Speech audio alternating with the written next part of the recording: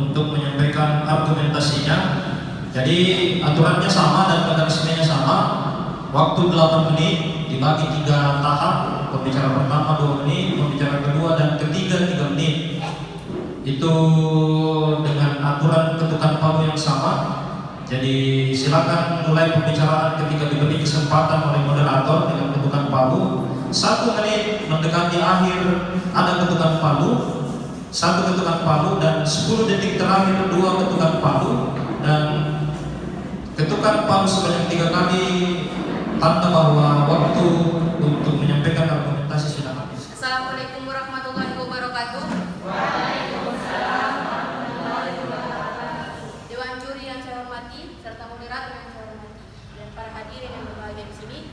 Baik, Kapten Info sangat setuju dengan adanya pendidikan anti korupsi di dunia sekolah sebagai penggalakan zona integritas.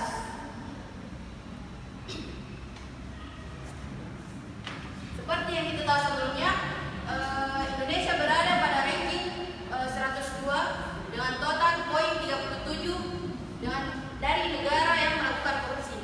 Dengan adanya pendidikan anti korupsi yang dilakukan sekolah untuk membentuk karakter seorang siswa generasi. Ya, waktu 2 menit sudah selesai.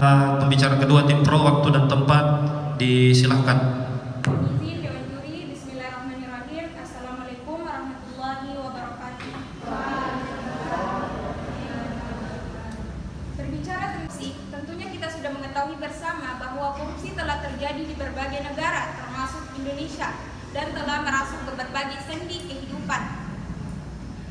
Lembaga pendidikan sebagai lokomotif pembentukan karakter bangsa haruslah menjadi tempat pengajaran yang kuat terhadap pendidikan anti korupsi.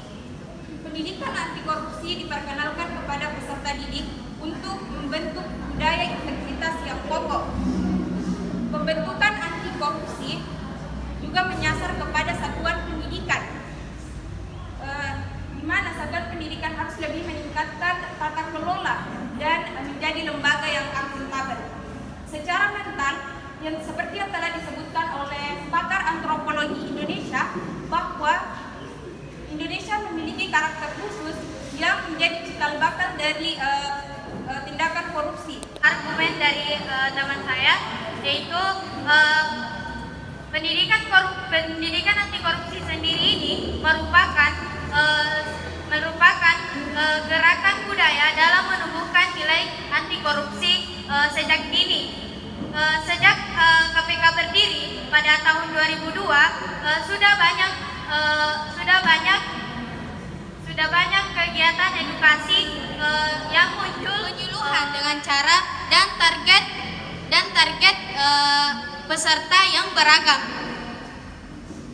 Korupsi tentu tidak bisa dibasmi dengan menangkapi para koruptor saja. Maka dari itu KPK juga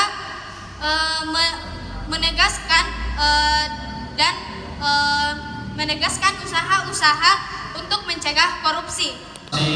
Dari tim pro di sesi pledoi terkait pendidikan anti korupsi pada musim perdebatan kali ini.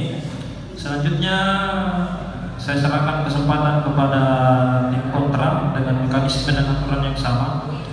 Kepada pembicara pertama dari tim kontra, kami berikan kesempatan 2 menit untuk menyampaikan open statement.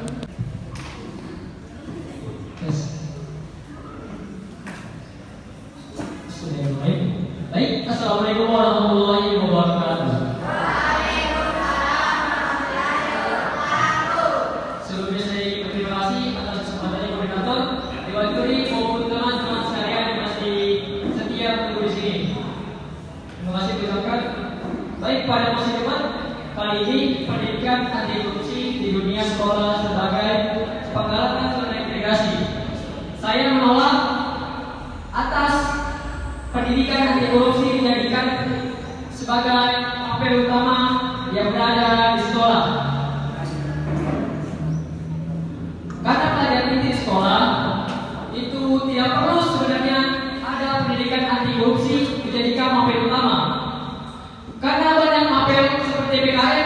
dan juga pendidikan agama Islam itu sudah mengajarkan pendidikan karakter sejak dini. Jadi untuk apa ada pendidikan anti korupsi jika ada pendidikan karakter yang lebih bagus? Itu hanya buang-buang waktu saja. Pembentukan karakter agama itu lebih baik dibanding ada pendidikan anti korupsi dari KPK. Itu juga tidak menutup kemungkinan kalau sekolah itu bersih dari tindak korupsi. Karena kebanyakan siswa itu bolos sekolah itu sudah masuk tindak pidana korupsi tepat waktu. Untuk pembicaraan kedua yaitu 3 menit maksimal, kami berikan kesempatan kepada pembicara kedua. Kepada Bismillahirrahmanirrahim. Assalamualaikum warahmatullahi wabarakatuh. Waalaikumsalam warahmatullahi wabarakatuh. Baik, sebelumnya saya berterima kasih kepada moderator yang telah memberikan kesempatan kepada saya, Dewan Juri yang terhormat, serta rekan-rekan yang masih ada di dalam ruangan ini. Berbicara tentang mosi perdebatan kali ini, yaitu pendidikan anti korupsi di dunia sekolah sebagai penggalakan zona integritas. Seperti yang kita ketahui, 11 tahun yang lalu atau tepatnya pada tahun 2011, KPK atau Komisi Pemberantasan Korupsi bekerjasama dengan Kementerian Pendidikan Nasional untuk menerapkan kurikulum baru, yaitu kurikulum pendidikan anti korupsi di sekolah-sekolah yang berada di dalam wilayah Indonesia. Namun, menurut pendapat saya menolak adanya tambahan kurikulum baru ini dikarenakan ada beberapa alasan. Salah satunya adalah apabila kurikulum pendidikan anti korupsi ini diterapkan, ini akan mengakibatkan beberapa siswa merasa jenuh. Mengapa? Karena dengan kurikulum atau pelajaran yang ada kali ini saja di mapel-mapel yang telah tersedia, para siswa sudah cukup merasakan banyak sekali tuntutan dari tugas-tugas yang ada. Dan dengan adanya kurikulum baru ini tentu akan membuat mereka merasa apatis atau acuh tak acuh. Dan kemungkinan terburuknya adalah mereka berbalik dengan mendukung kegiatan korupsi. Dan menurut saya sendiri, kegiatan pendidikan anti korupsi ini seharusnya diberikan kepada para pejabat, karena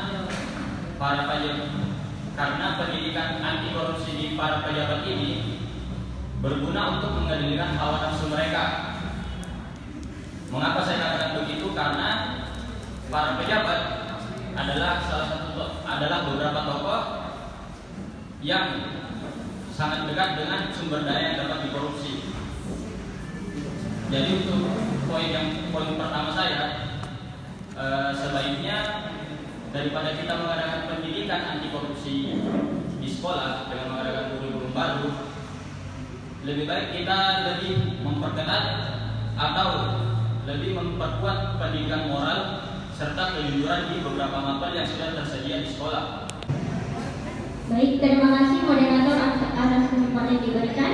Dewan Juri yang saya hormati, saya sebagai pembicara ketiga akan menyimpulkan apa yang disampaikan dari teman-teman saya dan argumen saya sendiri. Jadi, menurut saya pemberantasan korupsi di dunia sekolah sangatlah tidak efektif apabila di sekolah itu sendiri masih terjadi korupsi. Misalnya guru-guru yang lebih-lebihkan jam pelajaran atau mengambil jam istirahat kita dan dengan alasan sebentar. Selain itu, yang perlu diterapkan atau ditanamkan di sekolah yaitu penerapan nilai anti korupsi, penerapan nilai-nilai luhur, nilai-nilai anti korupsi yang sudah diterapkan oleh KPK dan para pakar, yaitu tanggung jawab, disiplin, jujur, sederhana, mandiri, kerja keras, adil, berani dan peduli terhadap kita. Selain itu, penyebab utama terjadinya korupsi karena moral yang buruk.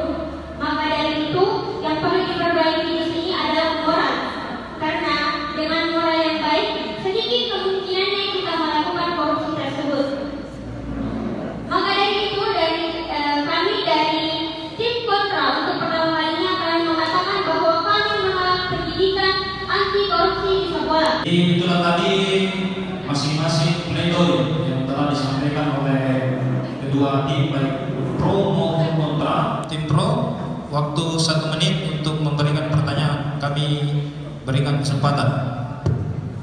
Oke, baik. Tadi tim kontra mengatakan bahwa pendidikan anti korupsi di sekolah tidak perlu dilakukan dan tindak korupsi juga sudah terjadi di sekolah.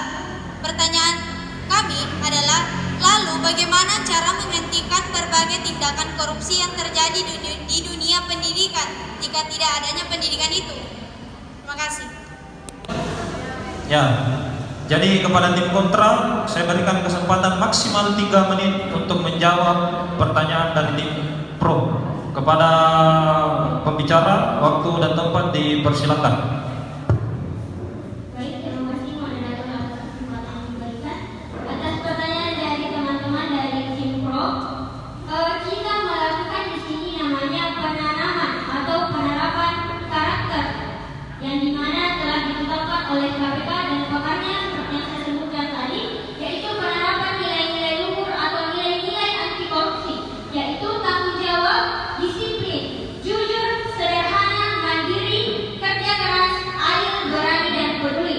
Itu dapat menjadikan dasar dan kita juga dapat melakukan dan menerapkan nilai-nilai moralitas di sekolah kita, karena dengan moral yang bagus dan menerapkan nilai-nilai yang saya sebutkan tadi, nilai-nilai anti korupsi itu, maka sedikit kemungkinannya kita akan melakukan korupsi.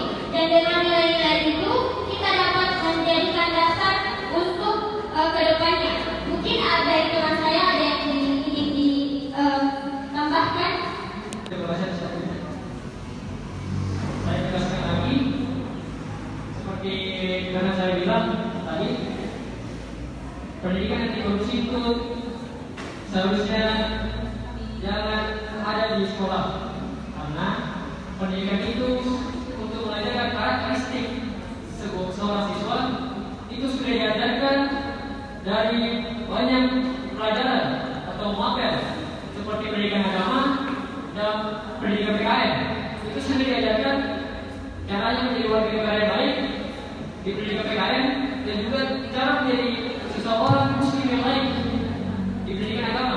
Itu sudah diajarkan karakteristik untuk tidak mengambil hak orang lain. Jadi tidak perlu ada pendidikan anti korupsi di sekolah. Jawaban dari tim kontra terhadap pertanyaan dari tim pro. Selanjutnya kami berikan kesempatan kembali kepada tim pro untuk memberikan bidasar, memberikan sanggahan terhadap jawaban yang telah diuraikan oleh tim kontra. Waktu untuk memberikan sanggahan yaitu maksimal 1 menit. Bagaimana? Tim pro sudah siap?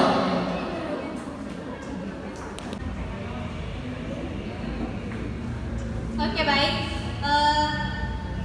Kita sangat efektif karena kalau tidak ada yang mengarahkan lebih rinci, itu tidak akan bagus. Dan apakah belajar menurut tim kontra adalah hal yang membosankan? Terima kasih.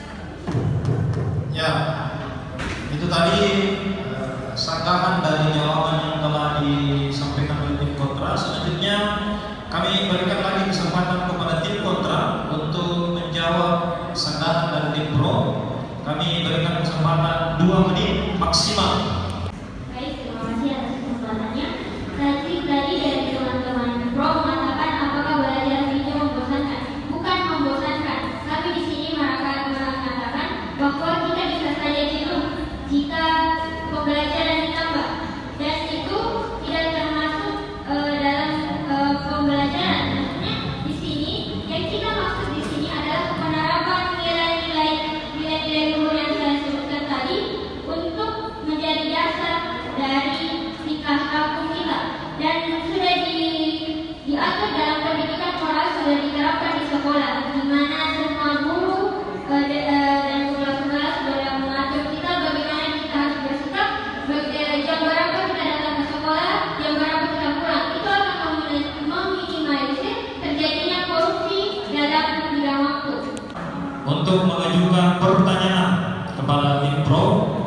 Durasi waktu yang diberikan untuk bertanya maksimal 1 menit.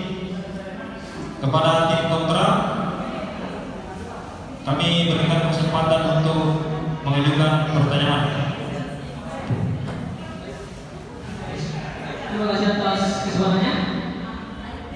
Bagaimana cara teman-teman dari tim pro untuk mengetahui program kerja KPK di dunia pendidikan secara efektif, sehingga kalian mendukung pendidikan anti korupsi untuk diterapkan di sekolah? Mohon jawabannya. Assalamualaikum warahmatullahi wabarakatuh. Ya, masih ada waktu 30 detik. Sudah? Ya. Baik, itu tadi pertanyaan dari tim kontra yang diajukan kepada tim pro. Selanjutnya kami berikan waktu dan kesempatan kepada tim pro untuk menjawab pertanyaan dari tim kontra. Durasi waktu yang diberikan untuk menjawab yaitu maksimal 3 menit. Kepada tim pro, waktu durasi 3 menit. Dengan ini waktu dan tempat dipersilakan. Oke, baik. Dengan cara mengetahui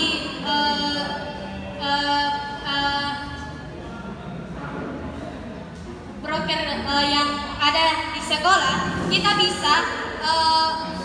bisa memberikan atau memajang papan program kerja sekolah agar kita bisa mengetahui uang kas masuk dan keluar dan apa saja tujuan dari program kerja tersebut yang dibiayai oleh sekolah sehingga kita bisa mengetahui untuk apa dana yang masuk ke sekolah tersebut. Terima kasih.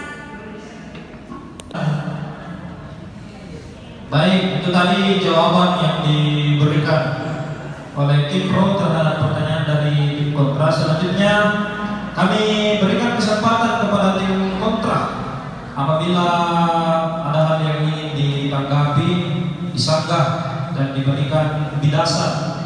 Kami berikan kesempatan selama 1 menit untuk menyampaikan sanggahannya. Kepada tim kontra, waktu dan tempat dipersilakan.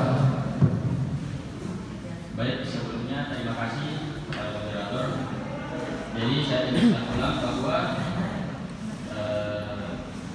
teman saya tadi bertanya bagaimana cara teman-teman, tim pro mengetahui program KPK di dunia pendidikan efektif sehingga kalian mendukung pendidikan anti korupsi untuk diterapkan di dunia sekolah.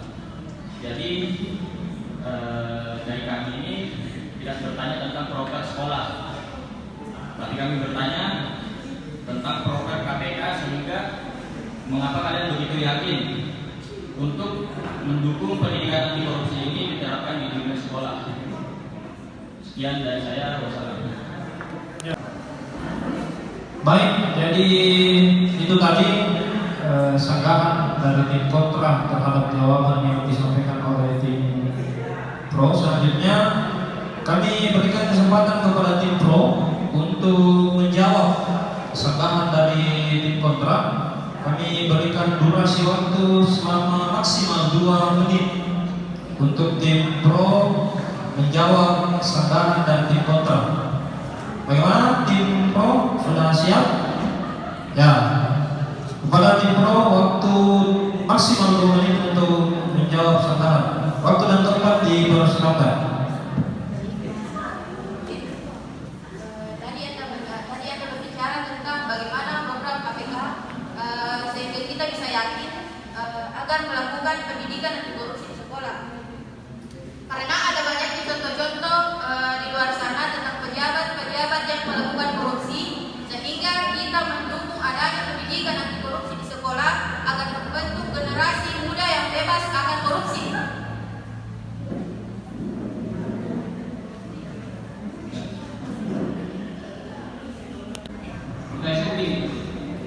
Apakah Anda menilai bahwa pendidikan anti korupsi itu sangat penting karena Anda ingin membantu KPK atau negara, ataukah memang benar-benar pendidikan anti korupsi menjadi suatu yang vital dalam dunia pendidikan.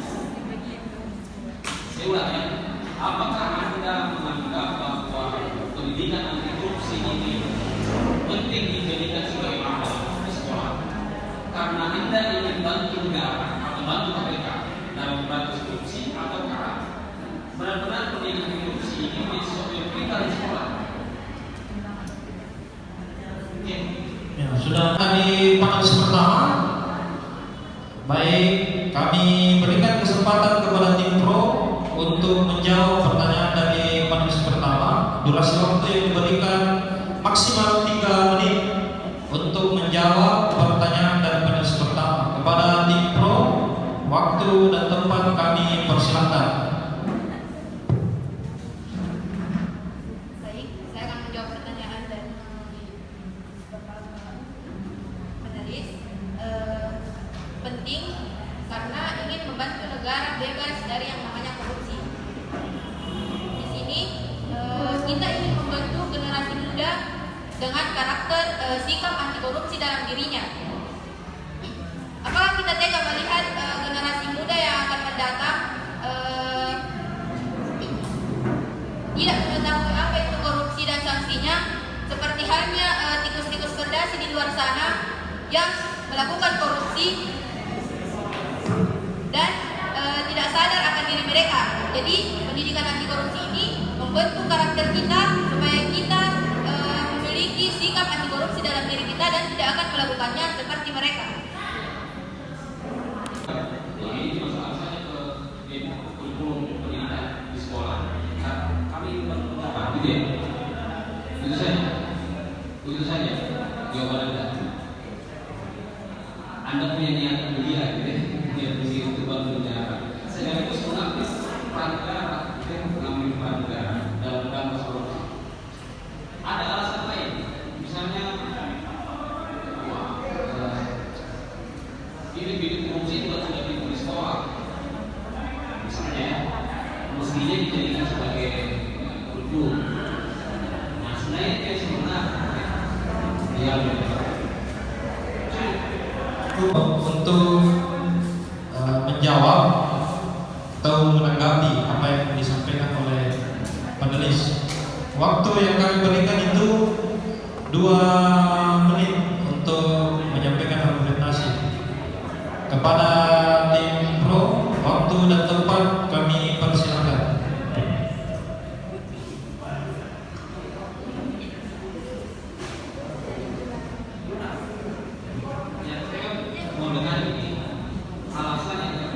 Oke, baik, singkat saja. Adakah tim yang menolak pendidikan anti korupsi sekolah ya? Apakah Anda juga menolak nilai-nilai anti korupsi masuk di sekolah? Apakah Anda juga menolak nilai-nilai anti korupsi masuk ke dalam sekolah? Tim kontra, waktu dan tempat, ya kami persilahkan untuk menjawab pertanyaan dari panelis yang pertama. Baik, terima kasih atas kesempatan yang diberikan. Kami tidak menolak nilai-nilai anti korupsi tersebut, melainkan justru kami yang mendukungnya, karena kami merasa bahwa yang sangat penting di sekolah ini yaitu bukan pendidikan anti korupsinya, melainkan pentingnya nilai-nilai anti korupsi ini untuk diterapkan. Maka yang perlu di sini adalah perbaikan moral, baik melalui pendidikan formal, informal maupun non formal, termasuk pendidikan budi pekerti, wawasan kebangsaan dan pendidikan agama. Dengan kata lain setuju dengan tim pro? Tidak, kami menolak pendidikan anti korupsinya, tetapi yang kami tekankan di sini adalah penerapan nilai-nilai anti korupsinya. Seperti rekan saya bilang, kami menyetujui nilai-nilainya, bukan mata pelajarannya. Sekali lagi, kami menolak mata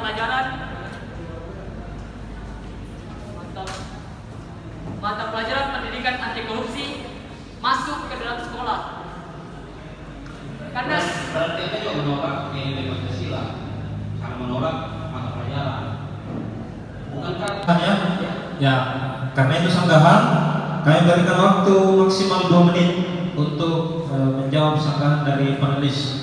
Baik, kami tidak menolak nilai-nilai dari Pancasila, namun kami menolak mata pelajaran yang berada pada pelajaran di sekolah. Itu pelajaran pendidikan anti korupsi itu tidak perlu, karena sudah ada dalam pendidikan agama Islam yang sudah diajarkan dari kelas SD sampai sekarang. Di kuliah juga ada perkuliahan, bukti sudah masuk kita di perkuliahan. Yang tadi adalah tidak perlu ada pendidikan anti korupsi, sebab ada pendidikan agama Islam dan ada pendidikan kewarganegaraan. Dalam artian terjemahan kita ini adalah dua mata pelajaran itu mampu mengcover pendidikan anti korupsi. Ya, jadi tidak perlu ada anti korupsi karena mampu mengcover PKN dan PAN itu sudah bisa mengcover lewat dua mata pelajaran itu. Kita bisa masukkan nilai-nilai anti korupsi ke siswa itu. Nah, selama adanya sekolah pasti pernah pelajari anti korupsi. Pernah pelajari kewarganegaraan, pernah pelajari pendidikan agama Islam. Selama yang pelajari itu, toh kenyataannya fenomena yang terjadi adalah seperti yang disebutkan tadi. Artinya antara dua pelajaran ini belum bisa mengcover pendidikan atau nilai-nilai anti korupsi yang tadi dibahasakan. Jadi artinya karena dua mata pelajaran ini belum bisa mengcover nilai-nilai anti korupsi, maka harus ada pendidikan anti korupsi masuk di sekolah agar mampu menspesifikkan dan menekan nilai-nilai anti korupsi yang kemudian selama ini tidak bisa di-cover oleh PAN dan PKN. Nah, bagaimana tanggapan dari Pak? Baik, sebelumnya terima kasih kesempatan yang diberikan oleh moderator serta pertanyaan dari panelis. Jadi berdasarkan pertanyaan tadi, kami tetap menolak adanya pendidikan anti korupsi. Karena walaupun banyak yang melanggar, bisa jadi hal-hal tersebut perilaku mereka ini didapat dari luar lingkungan sekolah. Jadi mungkin ada hasutan-hasutan di mana mereka seharusnya tidak usah adanya hasutan-hasutan di mana akhirnya mereka tidak menerapkan nilai-nilai tadi, yaitu tanggung jawab, disiplin, jujur, mandiri, adil, berani, dan peduli. Dan menurut saya apabila pendidikan anti korupsi di kurikulum pendidikan anti korupsi diterapkan, maka ini akan menambah jam pelajaran yang awalnya 2 jam menjadi 4 jam karena ada tambahan kurikulum baru atau mata pelajaran baru. Dan menurut saya ini sangat tidak efektif karena kami beberapa siswa ketika dalam jam pelajaran ada kalanya di mana kami sedikit merasakan mengantuk, dan dari rasa kantuk itu kami tidak bisa mencerna beberapa materi yang diberikan oleh pengajar. Jadi ketika ada tambahan kurikulum ini membuat kami menjadi agak bingung, dan solusinya adalah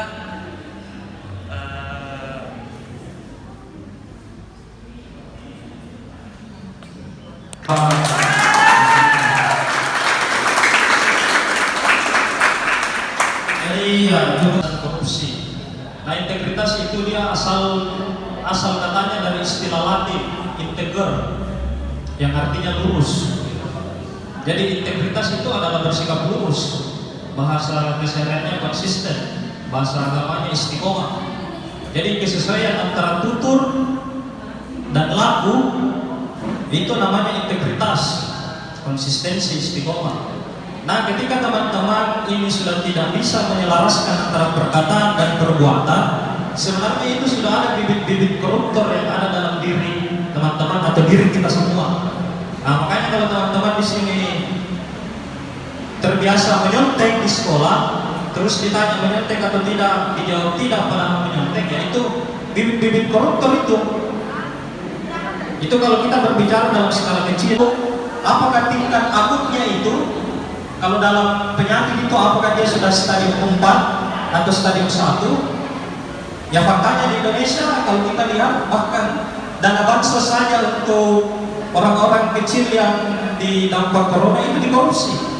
Artinya harus ada tindakan yang bersifat represif. Dalam hal ini KPK, Polri dan lain sebagainya. Nah lewat pendidikan lah itu budaya-budaya korupsi ingin diminimalisir secara kultural. Jadi ada lewat struktural, ada lewat kultural. KPK, Polri, Kejaksaan itu pencegahan yang sifatnya struktural. Pencegahan korupsi lewat pendidikan itu adalah yang sifatnya kultural, teman-teman sekalian. Nah, jabat tangan dan sekaligus foto bersama.